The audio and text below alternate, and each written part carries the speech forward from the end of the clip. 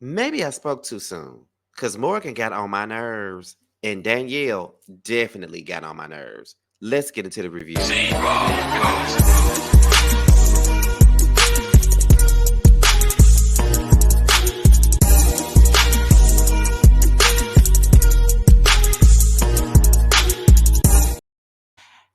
What's going on, Scotty Gang? What's going on to the subscribers that are brand new? And what's going on to the hate watchers that I know are watching? This be your boy Scotty by Nature TV, and we're here for another review of Basketball Wives Orlando, Season 1, Episode 2. What's going on, y'all? Now, before we get into the review, let's talk about what we got coming up on the platform. Now, as you guys already know, tomorrow is Wednesday, which means that Scotty, Jamar, Terrence, Tramel, Carl, and Jeremy will be coming together after Chasing Atlanta to discuss the second episode. All right, so make sure you tune in to that. The link is already available, so go to the playlist and retrieve it so you can be notified whenever a video drops. Then on Friday night, make sure you guys tune in to the third episode of One on One with none other than my favorite, unproblematic favorite, Calvin Michaels. We'll be talking about the past, the present, the future, music, and all things that we're into at the same time. So make sure you guys tune into that. And then on Saturday night, be sure to tune in to the Love and Marriage Huntsville live review. And also, you guys have been enjoying our Basketball Wives panel. So this week it will be on Terrence's platform. So make sure you guys tune in to that. All right. We're doing this every Sunday until Potomac comes on because we ain't got nothing else to do on Sunday. So we're gonna do this for the time being. So make sure you guys tune in to that. So with that being said, y'all, that's pretty much all that we got for the church announcements. So let's go ahead and get into the review. Now, as you guys know, Ashley, it starts off with Miss Ashley. Now she's taking photos, I guess, for her brand. It's like a little photo shoot. You know, she thinks she looks good, and that all that matters is that she thinks she looks good. Okay. So next thing you know, we go into Mckenzie. Now, Mckenzie and her father have a very close-knit relationship. She's very close to her mom. She's very close to her siblings. They're all, very close-knit. And whenever the father of Mackenzie's child falls short, her father always steps in his place to do the things that a baby daddy won't do. They talk about, her mom and dad's marriage. And then, they were talking about like this chicken farm that he heard about. And Mackenzie said, well, I don't own no chicken farm. The guy that I talked to, owns a chicken farm. So then she goes into her relationship with her baby father Dwayne, which we all know to be Neek's new boyfriend. And she was just talking about how hard it was and how tough it was, and how she dealt with a whole lot of cheating and infidelity and things like that. So now with her relationship, she wants to keep it under wraps, just due to the fact that she's around these girls and they are always in each other's business and always got something to say, that she don't really want to put it out there on Front Street.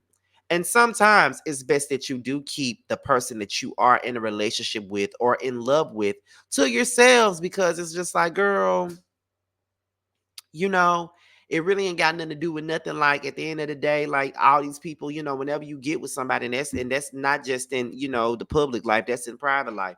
Whenever people find out that you with somebody, everybody and their mama got a damn story to tell. Oh, I know him, girl. Oh, he used to my friend. Oh, girl, he used to eat my all this other shit. Like they always got a story to tell. There's always some negative stuff too, and ain't never no good news. It's always bad news when it come down to it. You feel what I'm saying? So they always got a mother story to tell. So I understand why she would want to pretty much keep this under wraps. It may be in her best interest to keep it under wraps, if you ask me. Okay, so smart decision, Mackenzie. Smart decision. So then we get into Morgan. Now, it's her daughter Ariana's 12th birthday. They're having a little birthday party for her, and some of the girls are bringing their kids alongside them and things of that nature. So, the first person that arrives is Miss Lindsay. We know that she's 4 months pregnant now.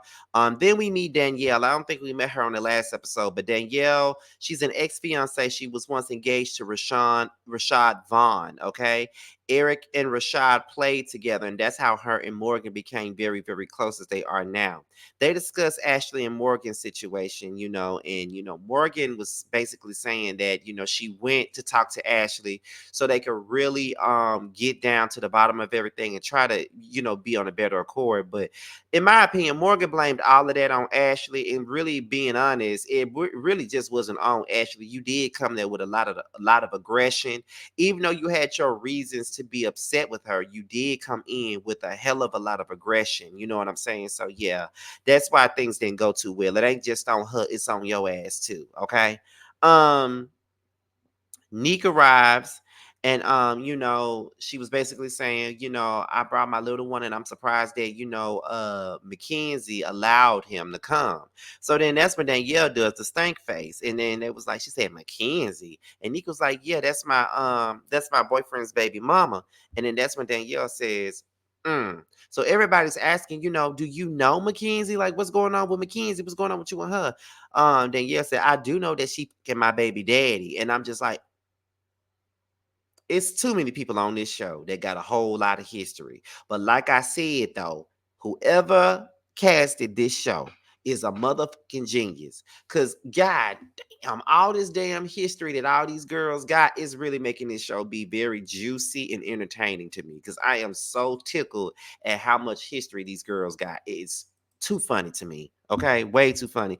All these love triangles and love quartets and hexagons and shit like that. It's just crazy. So then that's when Danielle says, they was basically asking her, do you need the timeline? And Danielle says, I need to know the timeline. I need to know when they got together, when they started. And I need to know all of that because I was still with him when she got with him. You know what I'm saying? And for her to be coming in Neek the way that she was Neek in she was in my situation. Like she was judging Neek saying that Neek got with her man and Neek was a side chick, but yeah, you doing the same thing to me. So I need to know what's really going on. I need the timeline. And I'm not interested in co-parenting with Mckenzie. I'm not interested in co-parenting with no bitch that ain't got no ring. And I'm like, you mad, ain't a girl? You real mad. But okay, okay. All right. So then we get into Milan. Now I'm still wondering how the hell she playing basketball with all that damn coleslaw in her ass. I'm really trying to see how she doing that, but she's doing it. She says that she does a lot of content. She does a lot of basketball content, and it makes her feel good, and that's one of the best things that she can do for herself. A lot of people are getting into content. Sometimes content is the thing that does make us happy, even when we're in our sadder days, and we still got to come up here and entertain y'all. That's one of the best feelings to know that even in my stress or even in my sadness, I still was able to put a smile on your face, even though I couldn't put a smile on my own damn face. So I appreciate that.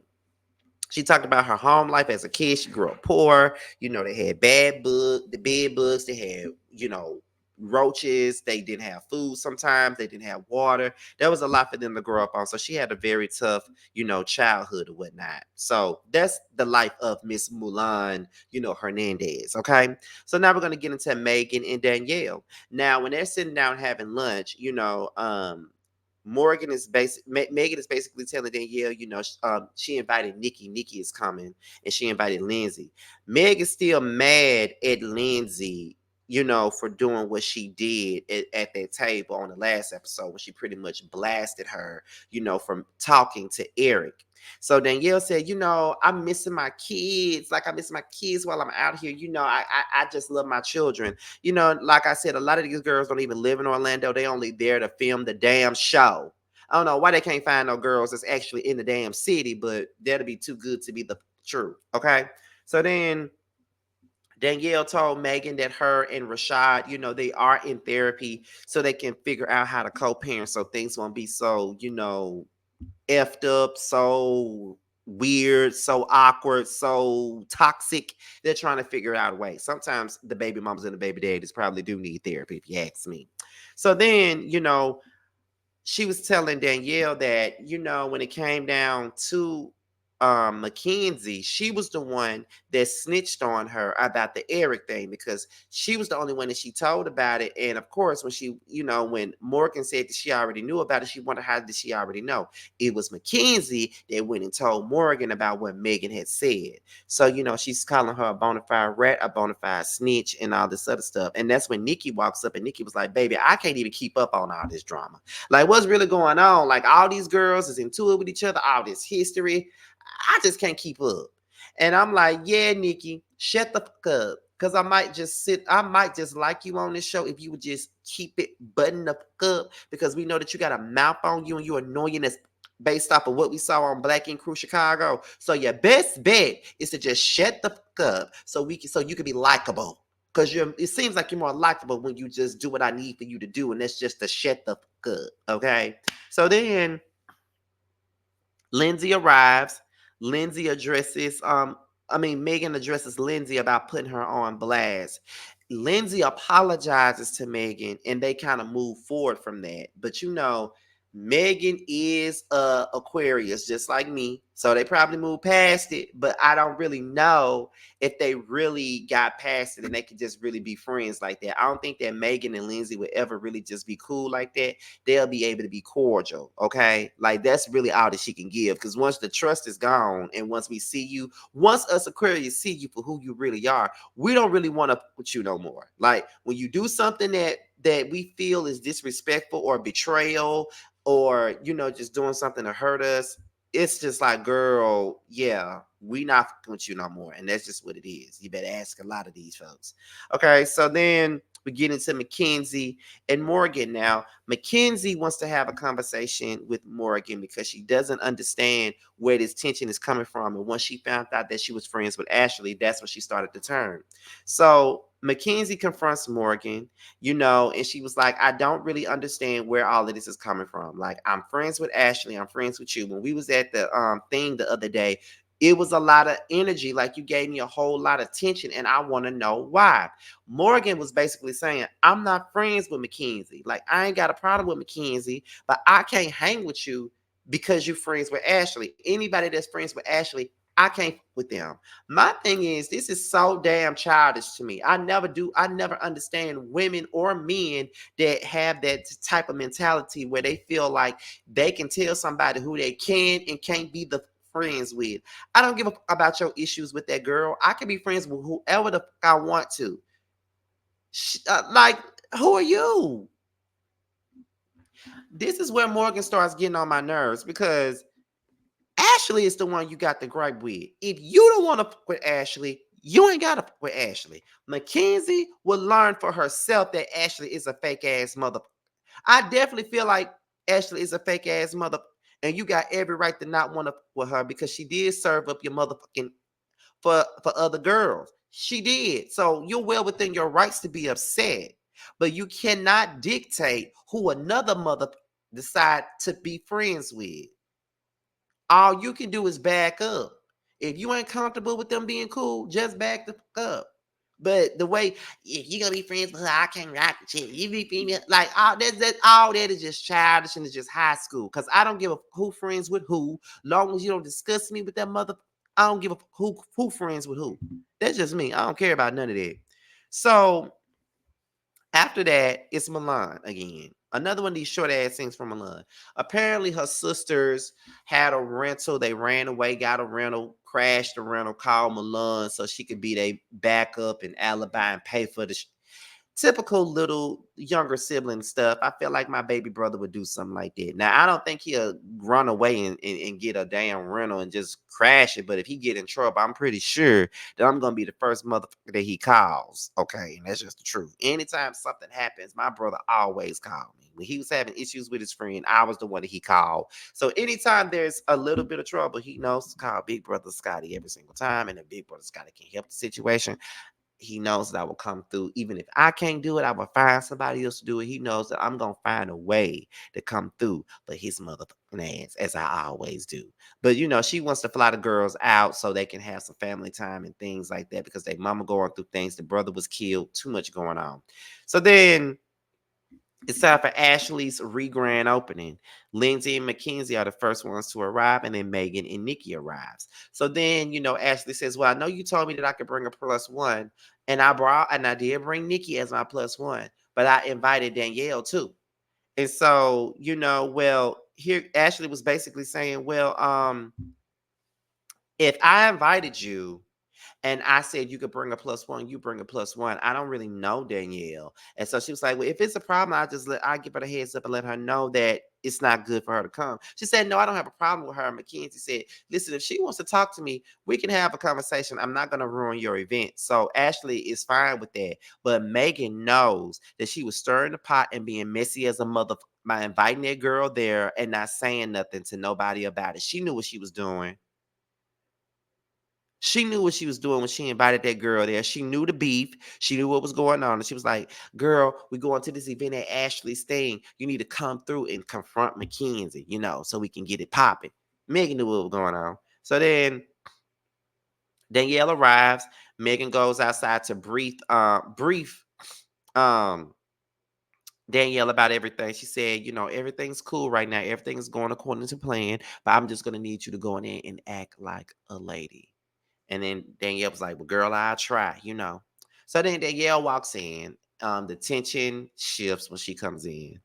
And then, she tells Ashley, listen, I know that you and Morgan don't get along. Morgan is my girl, and I don't want to have no preconceived notion about you. So what I will do is try to form my own opinion about you on my own. And Ashley was like, well, I thank you for that. I really thank you for that. I know you're thankful for that because don't nobody else want to give you the time of motherfucking day. So I know that you are happy that she wants to do that. So then, there's like, well, do you want to talk to Mckenzie? And then that's when Danielle said, I'm not finna approach no side bitch. And that's when Mckenzie said, oh, he told me that you would say that. My thing with Danielle is you're more mad at Mckenzie than you are with your. That's the part I don't understand because he's the one that owe you the loyalty and the respect. Mckenzie really don't owe you if you really think about it. So I don't understand why you so mad at her about the whole thing. Like, I guess it's more so of a thing where you're upset that he's out here lying to you, doing all this other to you, and yet you gotta be in the same vicinity as the new girlfriend or the girl that you humping on at the moment. I mean, yeah, I understand that, but at the same time, that's a you and Rashad thing. That's not a you and Mckenzie thing. Mckenzie ain't trying to have no issue with you. You're trying to have an issue with her. So why are you so gun-ho on going after Mckenzie? Mckenzie is a good one, though, because I would have told your ass where to go if you came at me like that about a motherfucking man that ain't respecting you at all. You want to show text messages and shit. She don't know nothing about that situation. She don't. Like I said, the person ahead that you need to be busting is your baby daddy, your ex-fiance. That's who you need to be mad at, not motherfucking Mckenzie. See, y'all must get it twisted. Y'all so quick to call people side chicks. Mother don't even know that they side chicks. It's a man that's manipulating them, but you want to get mad at the woman, but don't take up with the. I don't understand that, Danielle. You made yourself look like a complete motherfucking clown. Mckenzie let you look like a motherfucking clown, and she gets my respect from that. She didn't even get bold or buck with your ass the way that you was trying to make her do for airtime. But yeah, girl, get the fuck up out of here. That's not Mackenzie's fault. That's that you mad at fault. So take that shit up with him. So then after that, we get into Morgan and Danielle. Okay, Danielle comes over to visit Morgan. She bringing wine with her. They discuss the re-grand opening. They talk about everything. She talked about how she met Ashley. She seems to be nice. She seems to be really, really cool. Morgan was like, yeah, that's what I thought. I thought she was real nice and I thought she was real cool too, but I guess she wasn't. So then, they discussed Mckenzie and how she read Mckenzie down and how, she got her ass together and stuff like that. And, she said, and then Gail starts to cry because she's basically saying some shit like, well, it's the fact that he cheated on me with this girl and I got to sit up here and look at her and be in the same group with her and have to watch her and be around her and stuff. And that's just a bit much for me. But see, you crying because your ex-man rather, put you in this predicament because nobody else put you in this predicament but him. And that's the person that you need to be going after. While you're sitting up here crying about him, what you need to be doing is setting his car on fire some. Because that's the person you mad at, but you're taking out all your emotions out on this girl because it's easy for you to do that. Sit down, Danielle. Then, Morgan says, I understand where you're coming from. And I got the bitter label before. People used to say that I'm bitter too, but it's not necessarily a bitter thing. I'm fighting. Yes, I am, but for my kids. When it comes down to my motherfucking kids, I'm always going to fight for my kids. That I do understand. I do understand that you're fighting for your kids. I do understand that your kids are your number one priority. I understand it. And I get that. But girl, you doing too much right now. And then she said, I feel like everybody is against me. And it's just crazy right now. And it's even with Ashley, like, I don't even understand. I never dealt with a person that will betray me and do foul things to me and up shit to me. Like I never been around nobody like that. And it's like, where's the loyalty? Like, why isn't anybody having my back in this situation?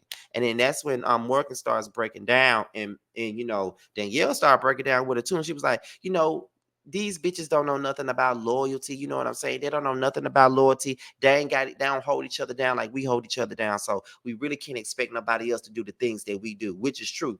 Just because you're a lawyer as mother don't mean that the next person is. Just because you're a real friend don't mean that the next person is a real friend. You just got to do your part in somebody else's life, and that's all that really matters. So that was pretty much all that we got for Basketball Wives Orlando. Be sure to like, rate, comment, subscribe, share this video, and also click on the notification bell so you can be notified whenever a video drops. If you want to follow me on any form of social media, my Twitter, my IG, and my TikTok will be down below in the description box. With that being said, your boy is up out here. Until my next video, I will talk to you guys a little bit later. Rest in peace, Danita, and rest in peace to Tierra, and I'm out of here. Until next time, y'all, bye.